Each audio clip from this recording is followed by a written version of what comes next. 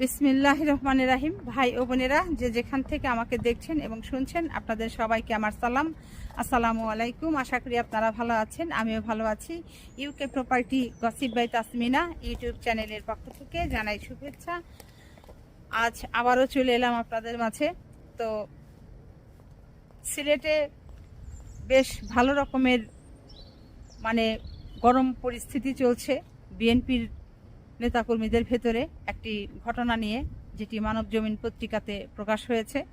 তো মানবজমিন পত্রিকায় প্রকাশিত খবরটি যেভাবে প্রকাশ হয়েছে আমি আপনাদের প্রথমে পড়ে শোনাচ্ছি। আপনারা বিষয়টি আগে শুনেন, তারপর বাকি কথা আপনাদের সাথে বলি। একটি ফোন কল নিয়ে সিলেট বিএনপিতে তোলপাড় চলছে। স্ক্রিনশটের মাধ্যমে এই ফোন কলের দৃশ্য ভাইরাল হয়েছে। এ নিয়ে সিলেট বিএনপিতে অস্বস্তি বিরাজ করছে। ফোন কলটি এসেছে সিলেট নগর বিএনপির সাধারণ সম্পাদক ইমদাদ হোসেন চৌধুরীর ব্যক্তিগত মোবাইল ফোনে। ফোন করেছিলেন লন্ডনের আওয়ামী লীগ দলীয় সাবেক মেয়র আনোয়ারুজ্জামান চৌধুরী। বর্তমানে তিনি লন্ডনে অবস্থান করছেন। গণ অভ্যুত্থানের পর তিনি লন্ডনে অবস্থান করছেন। গণ অভ্যুত্থানের পর তিনি পালিয়ে লন্ডন চলে যান। কল আসার সময় নামাজে থাকায় সেটি রিসিভ করতে পারেননি বিএনপি নেতা ইমদাদ চৌধুরী। মঙ্গলবার বিকেলে সিলেট চেম্বারের চলমান সংকট নিয়ে বিএনপির নেতাদের সঙ্গে বৈঠক করেন ব্যবসায়ী নেতারা। দাওয়াত পেয়ে ওই সভায় যোগ দিয়েছিলেন বিএনপির এই নেতা ইমদাদ চৌধুরী। সভা শেষে নিজের মোবাইল ফোন ব্যক্তিগত সহকারী আক্তারের কাছে দিয়ে নামাজ পড়তে যান তিনি। এই সময় তার মোবাইল ফোনে লন্ডনে থাকা আওয়ামী লীগের সাবেক মেয়র আনোয়ারুজ্জামানের কল আসে। এই সময় আক্তারের পাশাপাশি থাকা কেউ একজন সেই ফোন কল দেখে ফেলে। ফোন আসার সময় সেটির স্ক্রিনশট নিয়ে রাখে। কয়েক মিনিটের মধ্যে ফোন কলের স্ক্রিনশট সামাজিক যোগাযোগ মাধ্যমে ভাইরাল হয়ে যায়। নামাজ শেষে যখন গাড়িযোগে বাসায় ফিরছিলেন তখন বিষয়টি জানতে পারেন ইমদাদ চৌধুরী। এরপর রাতে তিনি এ ব্যাপারে অনলাইন প্ল্যাটফর্মে তার বক্তব্য তুলে ধরেন। সেখানে তিনি জানান, ফোন এসেছে কিনা তিনি জানেন না। ওই সময় নামাজে থাকায় ফোন রিসিভ করতে পারেননি। পরে তিনি দেখেছেন ফোন এসেছে, কিন্তু আদৌ লন্ডনের ফোন কিনা সেটি তিনি বিভ্রান্তিতে রয়েছেন। এদিকে বিষয়টি নিয়ে বিএনপিতে দেখা দেয় নানা জল্পনা কল্পনা।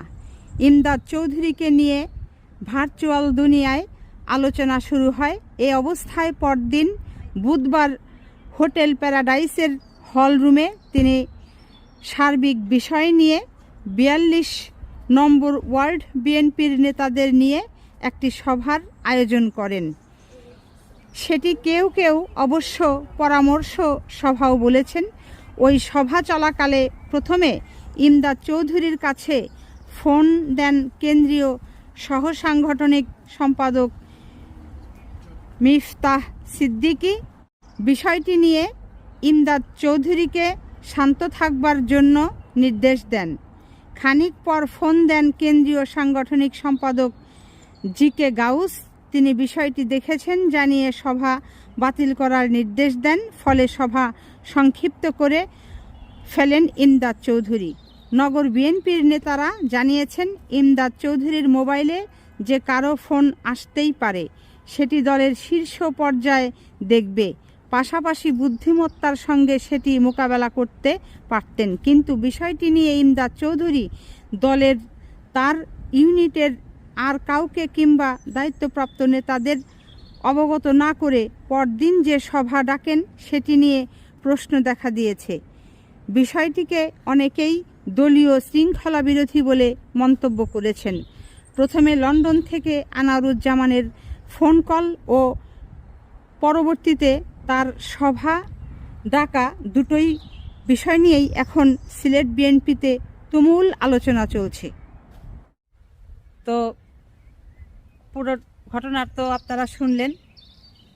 যেটি বুঝলাম যে বিএনপির একজন নেতা যার নাম ইমদাদ চৌধুরী, তিনি একটি মিটিংয়ে গিয়েছেন।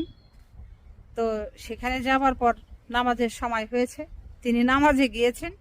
আর ওই সময়ে লন্ডন থেকে আওয়ামী লীগের যে আনোয়ারুজ্জামান চৌধুরী আছেন তার কল গিয়েছে, এবং তার কলটা যাবার পর আনোয়ারুজ্জামানের ওই ফোন নাম্বার ওখানে উঠে গেছে।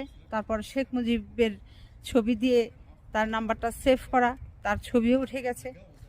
তখন ওই ফোনটি তার যিনি সহকারী তিনি দেখতে পান, এবং তার পাশে থাকা অপর লোকজনরাও দেখতে পান। সঙ্গে সঙ্গে সেটির স্ক্রিনশট নিয়ে নেয় এবং সেটিকে ফেসবুকে দিয়ে, ইউটিউবে দিয়ে ভাইরাল করে দেয়।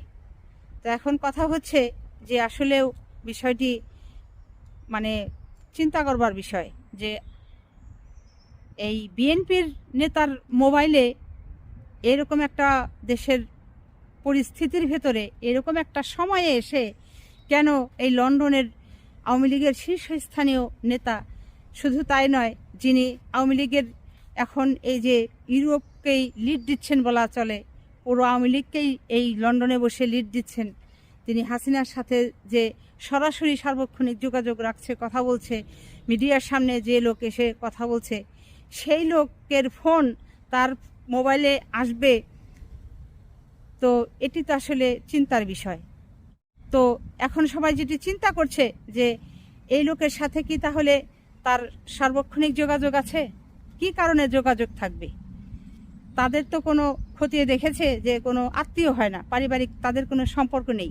তাহলে এই আওয়ামী লীগের এরকম একজন ব্যক্তি কেন তার মোবাইলে ফোন দিবে? এই ফোন কি সে প্রথমবার দিল? হয়তো নিশ্চয়ই না। মোবাইল খুঁজে দেখলে দেখা যাবে তার ওই মোবাইলের সিম কার্ড যদি বের করা যায় যে কতবার, কখন কখন, কোন কোন দিনে লন্ডন থেকে এই আনোয়ারুজ্জামান চৌধুরীর ফোন এই ইমদাদ চৌধুরীর ফোনে এসেছে, কত মিনিট, কত ঘন্টা করে তাদের সাথে কনভারসেশন হয়েছে, এগুলো তদন্ত করলে কিন্তু সব বের হয়ে যাবে। তো বিএনপির একটা অংশ সিলেটের যারা আছেন তারা মনে করছেন যে এই ধরনের লোকদেরকে বিএনপিতে রাখা উচিত নয়, তাদেরকে বহিষ্কার করে দেওয়া উচিত, দল থেকে তাদের বিএনপি থেকে বের করে দেওয়া উচিত। এর ধরনের লোকেরা হচ্ছে এদিকে বিএনপির বড় বড় পদ পদবি নিয়ে আছে, অপরদিকে তারা গোপনে গোপনে আওয়ামী লীগের সাথে তারা যোগসাজশ করছে, তাদের সাথে তারা পথ চলছে। এটি তো আসলে মুনাফেকের লক্ষণ। এবং এই ধরনের লোকদেরকে যদি আসলে দলে রাখা যায়, দলের আসলে অনেক লাভ নাই, বরং ক্ষতি আছে।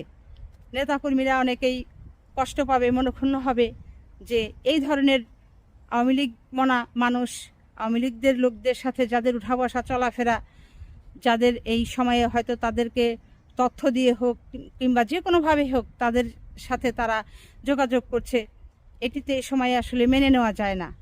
তো ভাই বোনেরা, আপনারা বিষয়টিকে কিভাবে দেখছেন অবশ্যই কমেন্ট করে জানাবেন। সবাই ভালো থাকবেন, সুস্থ থাকবেন এবং আমার জন্য দোয়া করবেন। আমার এই চ্যানেলটিতে লাইক, কমেন্ট, শেয়ার এবং সাবস্ক্রাইব করবেন। আসসালামু আলাইকুম, আল্লাহ হাফেজ।